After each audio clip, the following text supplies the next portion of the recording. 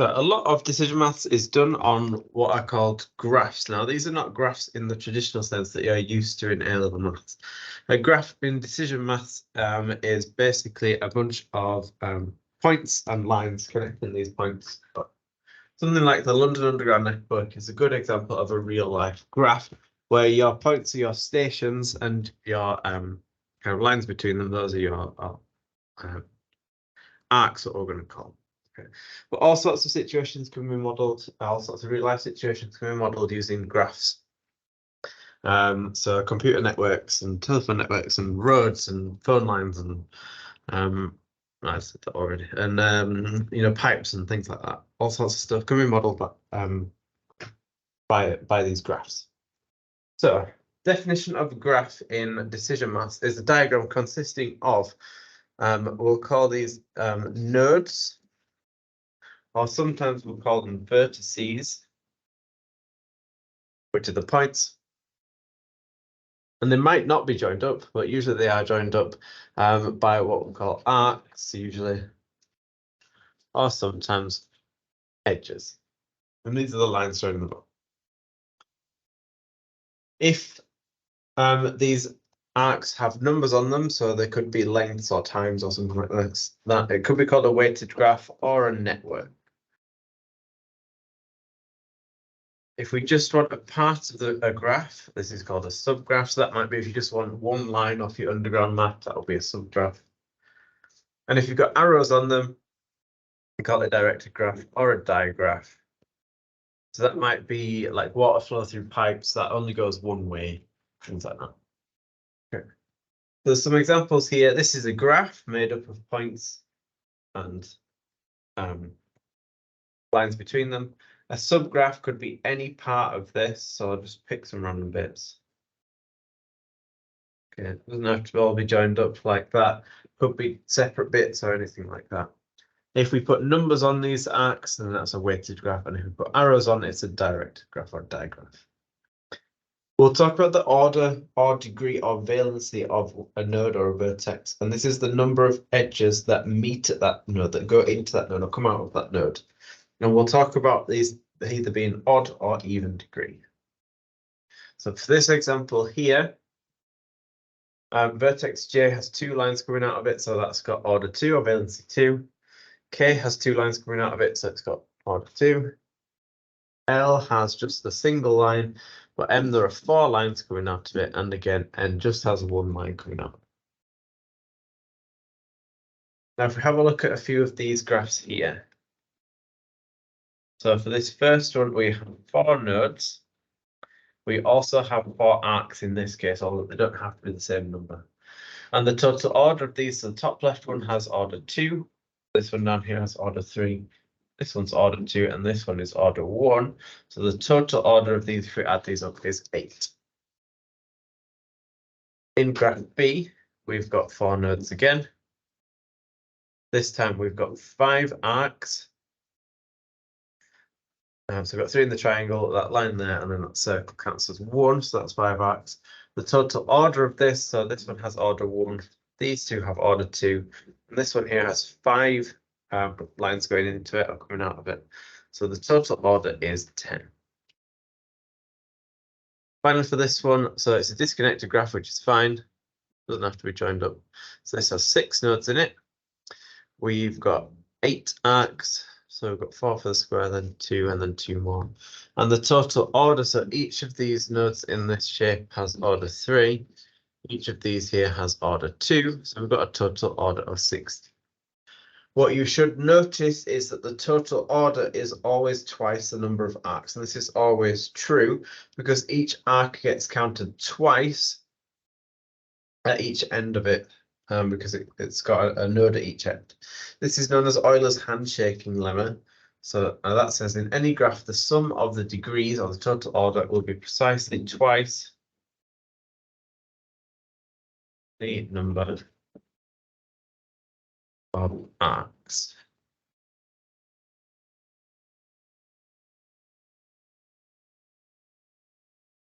In this next example, we're going to look at whether it's possible to draw some of these graphs or not.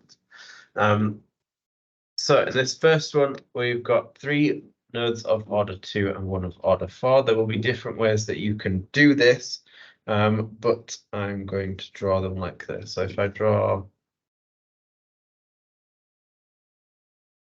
a square like this, so these all currently have order 2, and if I just take one of these and put a circle on it, put a loop on it, these three are order 2, and this one is order 4. So we can do this one. Notice it's got 4 nodes. Sorry, it's got 5 arcs, and our total order is 10. Now for this one, let's try and draw this one. So I need one of order 1. So let's choose this top left one to be of order 1. I need 2 of order 2. So 1 of order 2 and 2 of order 3.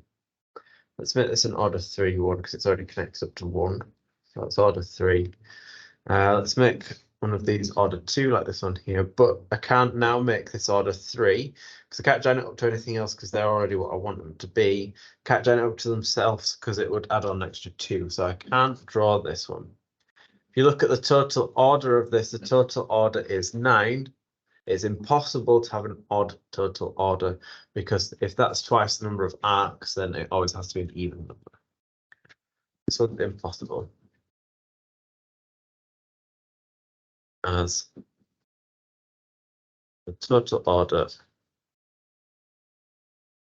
is odd.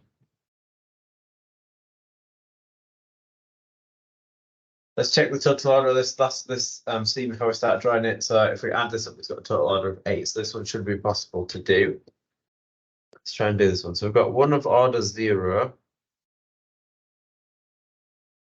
Over here. So this one I'm not going to connect up to the rest of them. I've got 2 of order 1. So let's make these ones order 1. And I've got 1 of order 2 and 1 of order 4. So it's going to like that.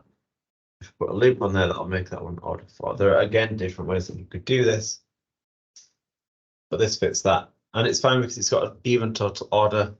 But this one, if we work out the total order, we get 13. And I'm going to try and draw this one because I know that it's impossible. What this means is that there must be an even number of odd nodes. So if we look at the ones that we couldn't draw, there were 3 odd nodes in this one, there was 1 odd node in this one, and that resulted in an odd total order. However, in the other 2, there's no odd nodes in the first one. There are odd nodes in the second one, so it is possible to have odd nodes, but there's got to be an even number of them for it to be possible. So in a graph, there must be an even number of odd nodes, okay, which is a consequence of Euler's handshake.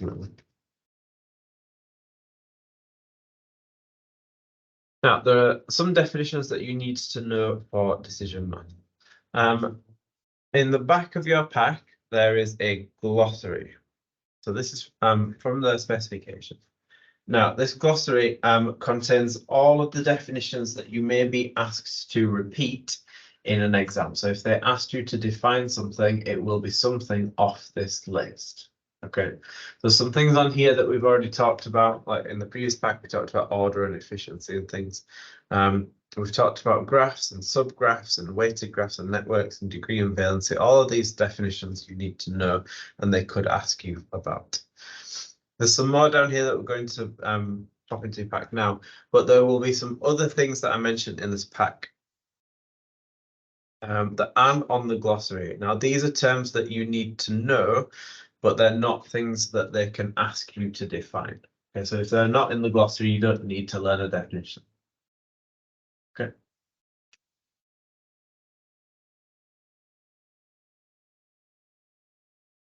So the first one, we've got just any route through a graph is defined to be a walk. Okay, so this is where you start somewhere, you just meander along the graph. So here we're starting at R, going to U, going to V, S, R, T, to W, to U, back to V. So this one, we've visited the same node multiple times. We've gone along the same arc multiple times. Everything's fine and all. A definition that you do need to know, though, is about a path. So that was on the glossary. So a path is a finite sequence of edges. You must say that. Such that the end vertex of one edge in the sequence is the start vertex of the next. You've got to say words to that effect as well. And in which no vertex appears more than once. So examples of this, so we've got R to S to U to W to T. This is fine. We haven't visited the same vertex more than once. Or here we've got U to B, W, T, R, S. Doesn't have to visit all nodes, but that one does.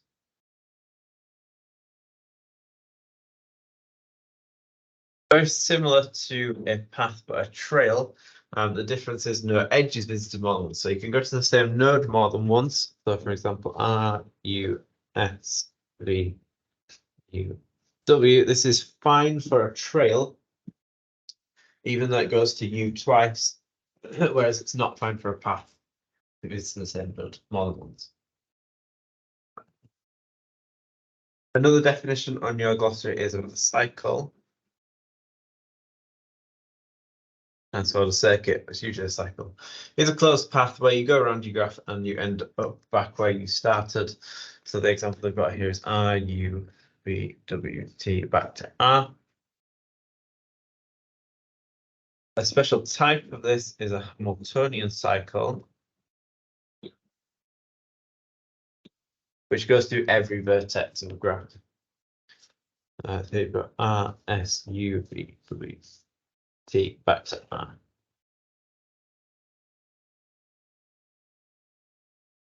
We say a graph is connected if you can get from one node to another. Doesn't have to be directly, it can be via other nodes, but as long as it's all joined up, connected. A loop is an arc that starts to finish the same vertex. We've drawn a few of these already. And we say a simple graph is a graph that has no loops and also no more than one edge connected to any pair of vertices. So what I mean by that is if I added another connection here between A and B, this graph is not simple because there's a double connection between A and B. There's also obviously a loop at C. And if you've got a graph that's both simple and connected, we call it a simply connected graph.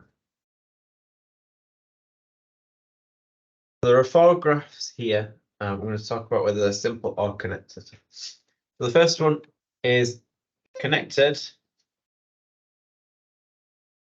because I can get from any one node to any other one. So even though F and B are not directly connected, I can get there. So that's fine. It's also simple because there are no loops and there are no double connections in there. So the first one is simply connected. The second one is just connected, so I can get from any node to another, but there's a double connection here between C and D, which makes it not simple. Similarly for graph 3, it's connected, but it's not simple because there's a loop at E. This last one is not connected because this is all part of the same graph and there's a gap in the middle, but it is simple, there's no loops or double connections.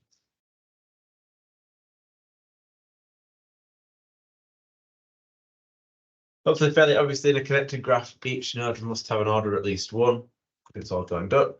There's no nodes on their own. In a simple graph, which has n nodes, the order of each node has to be at most n-1. So the maximum you can have is that a node is joined up to all the other points. Well, if there are n points, that's joined up to n-1 points.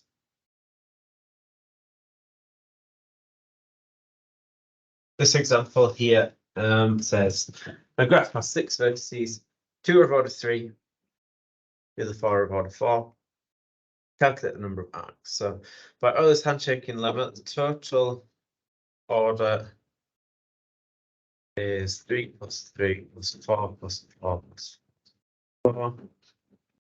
Excuse me, 22. So by Euler's handshaking lemma, the number of arcs is half of that. Which gives you 11. And you could try and draw this yourself to justify it. But that's enough for this.